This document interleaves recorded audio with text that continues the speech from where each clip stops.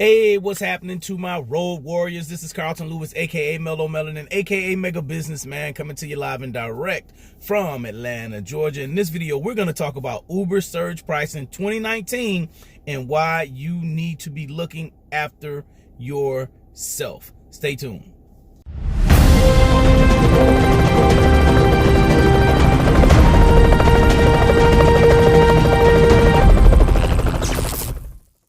Hey, what's happening to my road warrior family? What's going on? This is Carlton Lewis, aka Mellow Melanin, aka Mega Businessman. And hey, welcome back. I wanted to talk to you guys today about Uber surge pricing 2019, just to give you some things that I've experienced. And I want to know if you're experiencing this as well.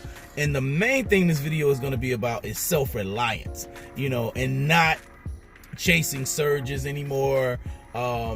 Even I talked about the surges on the special events, but here's what I've experienced, right? In the past couple of days, we've had some major events here in Atlanta. We've had the Atlanta Braves. They were playing the New York Mets, and there was a big concert last night, and also a soccer game, right in the same vicinity where the concert was located.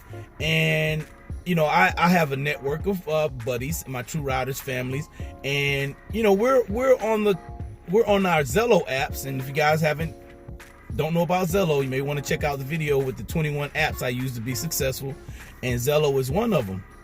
So we're communicating Zello, and we're in the same area. We're in our cars. My buddy's in his car, I'm in my car, and we're communicating, and we're going back and forth on what the surge number is. So sometimes my surge number may say, and this is even if you refresh the app, my surge number may say $7.50. His surge number may say $3.50.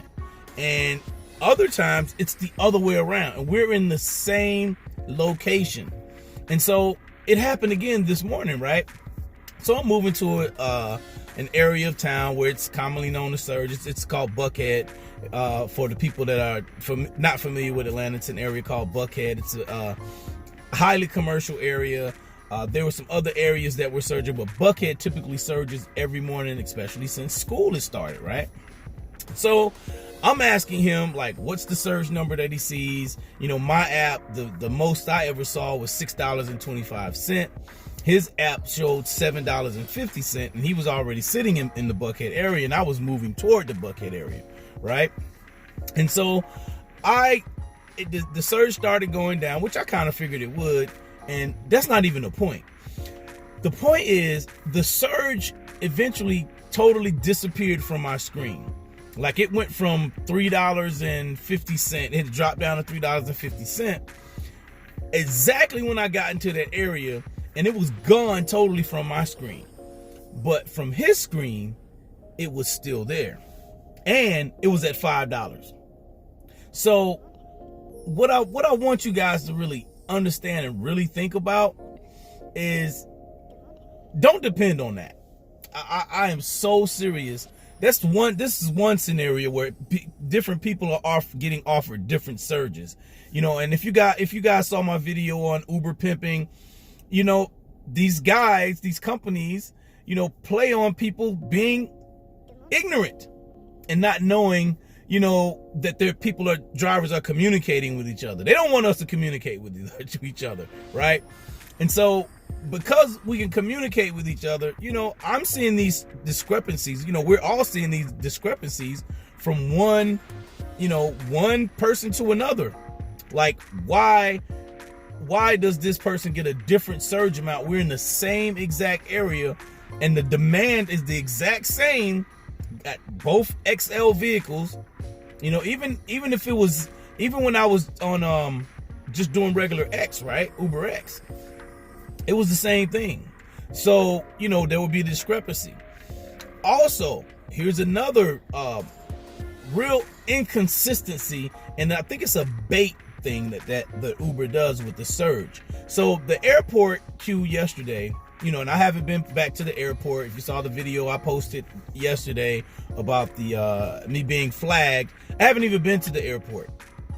Since I got that information, maybe once. I hadn't even been back to the airport. And so I'm looking at the airport queue. I always still check the queue though. I always see what the market's doing. You should always see what your market is doing so you can know how you can proceed, okay? So I'm looking and I see the airport queue is surging, but the airport has 100 cars in it, right? So there's no way that the demand can outpace the supply if there are 100 plus cars in the Uber queue. I'm dead serious. There's no way that can happen. So they're giving out the surge. Like last night, I think the surge was up to like $11, which, you know, if you were down there, great. But it used to be purely on supply and demand. Now, since this new surge is out, it's not on supply and demand anymore. They're rewarding or baiting drivers to be in that area so they can pick up there. And something else they've done too, which I've noticed, is that they've actually, it says like, it used to be where you could ride down to the airport queue, you can get your surge since the surge sticks with you now, and you can drive off and go somewhere else and still have the surge. Like I still have surge attached for me for my rides, my progress this morning, right? You can, they cut that out. You know, they cut it out, and now if you get that surge at the airport, you can only use it for an airport ride. Which, okay, that's your rules, changing the rules. But my thing is, they're using the surge now to manipulate drivers. And I don't think that's cool, you know. So what you have to do, what you and I, what we have to do is to make sure we're taking care of ourselves. I always tell you guys about self-reliance. Don't rely on that. You know, make sure you've got multiple streams of income. Make sure, you know, I don't know if you guys saw this report about Uber losing like $5 billion. That's a B. That's a B. Concept that, not million, billion. $5 billion in a quarter. That's a 3-month period. These guys, before they went IPO, they were only, and I say only lightly, they were only losing $2 billion a year. That's still not good. The company is not profitable. So they're doing different things to increase their revenue and increase their profits. One of the ways they increase their profits is by taking more from the driver. So because we're their biggest overhead, and I've said this to you guys before, human resources in any business is your biggest overhead. That's why when Uber laid off 400 people from their marketing department a couple of weeks ago, right? I did a video on that. You know, human resources, when it's time to trim the fat, you gotta go. Like Robin Harris said, you gotta go. Pull the switch, you know, and you're out. So we guys, I can't impress on you enough, you know, to make sure that you have some other forms of income, some other types of backup, because there are so many variables that you do not control in this gig economy. If you have multiple gigs, great. I would advise you to do that, especially if you're full-time. If you're part-time, you really don't have to worry about any of this. You know, you just go on to the next thing, continue getting your check, you know, continue doing whatever you're doing in your job, and you'll be okay, kinda. Kinda, that's not guaranteed either.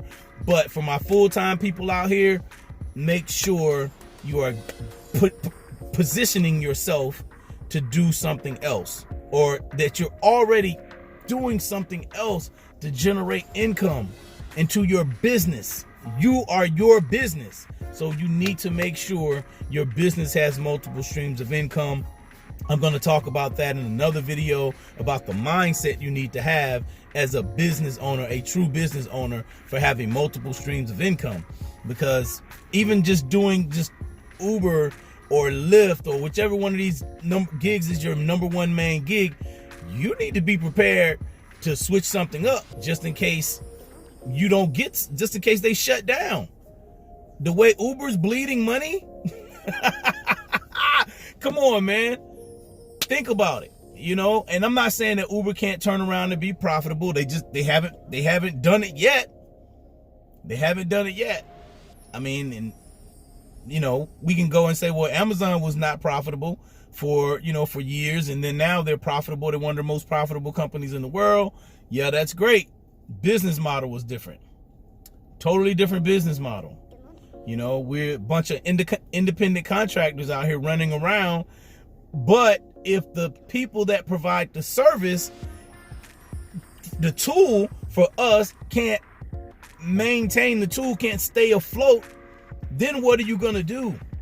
So, and I'm not trying to be a doomsday guy. I'm not trying to, once again, I'm not bashing Uber. I'm just bringing the reality to you guys that you better not get so caught up to think that everything is going to be the same all the time. There's a book, I think it's by a guy named Ken Blanchard. I think that's his name. It's called Who Moved My Cheese? And you need to get that book, get it on audio book, get it on a physical book, do something, read that book. It's about change, because change is going to happen. Only thing consistent, you know what I'm saying, is change, death, and taxes. Straight up.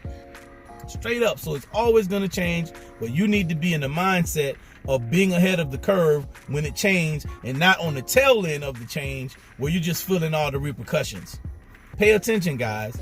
You know, I hope you're getting some value out of this video. I really wanted to make this video today because it was on my mind. I was just noticing this, and I'm wanting to know if you guys are noticing this in your markets as well. I don't think, you know, like I said, I think these companies bank on drivers being ignorant, you know, and not communicating with each other. But this is real-time info. So will they change the system back? I doubt it. Who moved my cheese? The cheese is moved. So you need to learn. There are two characters in that book. You know, they were two characters. One was called Sniff, and the other one was called Scurry. And they were mice-sized characters. So you need to, whenever change is happening, you need to be able to sniff it out first, and then you need to be able to scurry and move quick. Okay? And the other two characters in there, they were called Hem and Haw. Don't sit around hemming and hawing about what's going on. You know what I'm saying? Act, change fast, go. All right? So I hope you got some value out of this video. If you did, make sure you click the like button. Make sure you subscribe. Make sure you hit the bell. And, you know, if you're looking for some coaching, hit me up. The links are in the description. And if you want to get my Total Rideshare Mastery course, go to www.ridesharedrivingtips.com/newsletter. That's www.ridesharedrivingtips.com/newsletter. And go ahead and subscribe. I still haven't reached that number yet to where I'm gonna cut off the free thing. But once you subscribe, you'll get the downloadable links to the Total Rideshare Mastery course. Really just helping you think and looking at the rideshare game totally different. All right. And that's it, man. I'll see you guys on the next video. Have a great day. Keep your eyes open. Stay focused, you know, on what your ultimate goal is. Don't let anything deter you from that ultimate goal. And that's it. Peace.